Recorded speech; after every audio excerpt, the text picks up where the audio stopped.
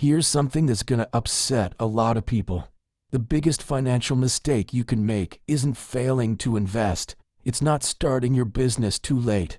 It's buying a house before you're wealthy. And I'm gonna prove it to you with numbers that will fundamentally change how you think about building real wealth. For 3 decades, I chose to rent while I had millions in the bank. Not because I couldn't sign a mortgage tomorrow. I could have bought 10 houses. I rented because I understood something most people never figure out. Every dollar locked into a home is a dollar that can't grow into 10. And those who skip this truth spend their entire lives working for a house instead of letting their money work for them. Let me show you what nobody wants you to see. When someone tells you they bought a house for $400,000, they're either lying or they don't understand basic arithmetic, because that's not what they paid. That's just the sticker price. The real cost is so much higher it'll make your stomach turn. Start with what seems obvious. You put down $80,000. That money is gone from your investment portfolio immediately. Then you borrow $320,000 at 7% for 30 years. Your monthly check to the bank is over $2,000. Across 3 decades, you'll hand over $766,000 total. You're paying nearly $450,000 in pure interest. You literally bought the same house twice with money that evaporated into thin air. But that's just the beginning of this nightmare. Property taxes will drain roughly $180,000 from your wallet over those same 30 years. Insurance adds another $45,000. Maintenance and repairs, if you're lucky and nothing catastrophic happens, will cost you another $180,000 more. And we haven't even talked about the small stuff yet. Got an HOS? That's another $100,000 minimum over 3 decades. Utilities run higher when you own because the space is bigger. Add $50,000. Closing costs when you buy, realtor fees when you sell, another $50,000 combined. Now add it all up. You just spent over $1.4 million to own something with a price tag of $400,000. $1.4 million for one house, and that assumes nothing goes catastrophically wrong. No divorce forcing a fire sale, no surprise job transfer, no market crash wiping out your equity, no foundation cracks or roof collapse beyond normal maintenance budgets. But here's where it gets absolutely brutal. Let's talk about what you gave up. That $80,000 down payment, invested at 10% annual growth, it becomes $1.4 million in 30 years. The difference between your mortgage payment and reasonable rent, roughly $600 a month, invested over 30 years becomes another $1.3 million. You sacrificed nearly $3 million in potential wealth to own that house. So let's do the final math. You paid $1.4 million out of pocket. You gave up almost $3 million in investment returns. Your total cost, $4.4 million. And what did you get? A house that might be worth $600,000 after 3 decades of inflation. This is financial suicide dressed up as the American dream, and it's being sold to you by people who profit when you sign that mortgage. Think about who's pushing home ownership on you. Over 2 million real estate agents whose entire income depends on you buying. They pocket 6% when you purchase, another 6% when you sell. Banks that make nearly $500,000 in interest off your 30-year loan. Government that subsidizes the whole thing because construction jobs and homeowner votes keep politicians in office. Your parents who bought when houses cost 3 times annual salary instead of 10 times like they do now. Everyone giving you advice is either making money off your decision or justifying their own choice using math that stopped working decades ago. Here's what they won't tell you. That $600,000 house you own free and clear at retirement, it doesn't make you wealthy, it makes you house rich and cash poor. You can't spend equity, you can't pay for health care with your kitchen, you can't fund your retirement with your backyard. That money is locked in concrete and drywall, generating zero income while you still pay property taxes and fix broken water heaters. Real wealth is liquid capital throwing off income while you sleep. Real wealth is $3 million in investments, generating $120,000 a year in passive returns. Real wealth is having options, not having a mortgage payment. I'm not telling you to never own property. I'm telling you that most people buy for completely wrong reasons at exactly the wrong time in their financial life. There are scenarios where purchasing makes sense, but they're rarer than you think. Buy if you're absolutely certain you'll stay put for 15 years minimum, because those transaction costs need that time to spread out.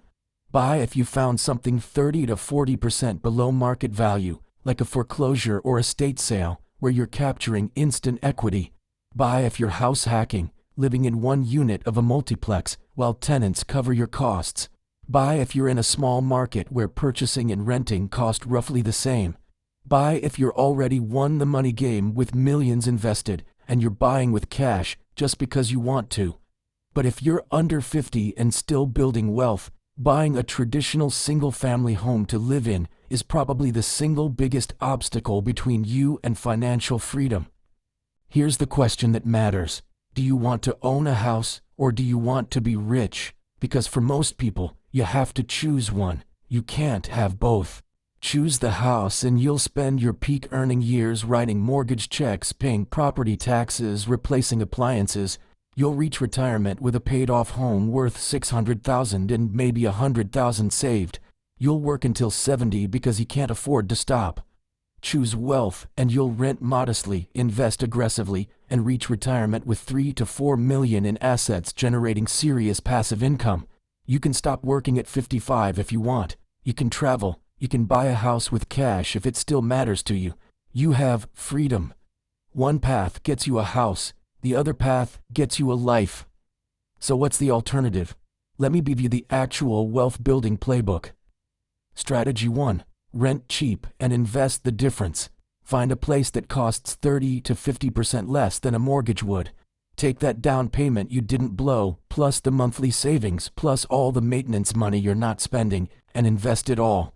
$750 monthly invested at 10% becomes $1.7 million in 30 years. That's more wealth than 95% of homeowners will ever see. Strategy 2. House hack with a multi-unit property.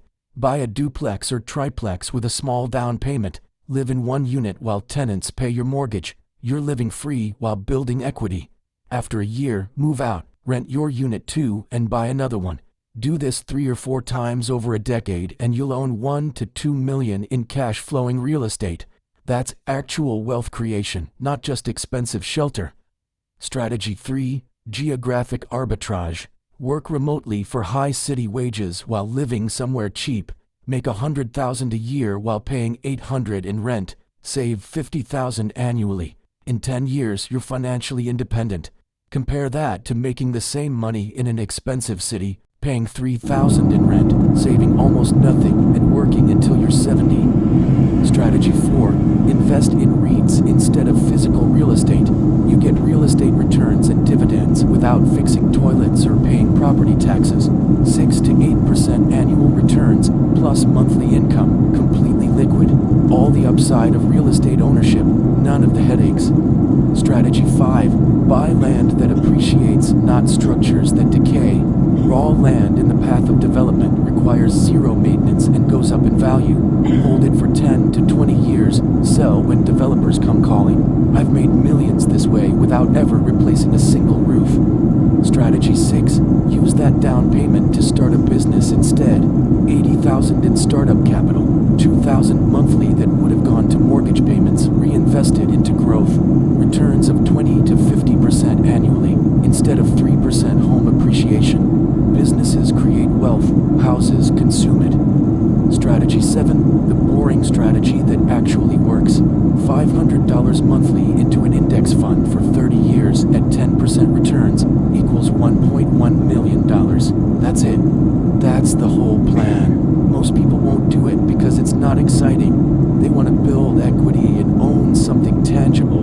Those are emotional needs, not financial strategies. I'll take the boring million over the exciting 600,000 house every single time. There are dozens of ways to build real wealth. All of them work better than buying a primary residence, but nobody talks about them because the entire system profits when you buy a house. Banks, realtors, government, they all win when you sign that mortgage. They don't win when you get rich, so they sell you the dream, and most people buy it. Let me tell you about two people who started in the same place with the same income in the 70s. One bought a house for $80,000 with a 30-year mortgage. The other rented and invested the difference. 30 years later, the homeowner owned his house free and clear, worth about $350,000. He was proud. He'd paid it off. The renter had $15 million in liquid investments. Same starting point, same time frame, completely different outcomes. The difference? One understood opportunity cost. The other understood pride of ownership. Here's the truth nobody wants to hear. Buying a home isn't investing. It's consumption disguised as investing. You're purchasing an extremely expensive place to live and convincing yourself it's a smart money move. It's not. It's an emotional move. And that's fine if you're honest about it. If you say, I know this house will cost me $2 million in opportunity cost, but I really want it and I'm willing to pay that price, then buy it. At least you're making an informed choice. But most people don't know. They genuinely believe they're building wealth. They're not. They're consuming wealth. You're trading money today and exponentially more money tomorrow for the psychological satisfaction of ownership. Real investing makes you richer over time. Buying a house makes you poorer compared to what you could have had. That's mathematics, not opinion. So here's my final word. If you're still building wealth, if you haven't reached financial independence yet, don't buy a house. Rent something reasonable. Invest everything else.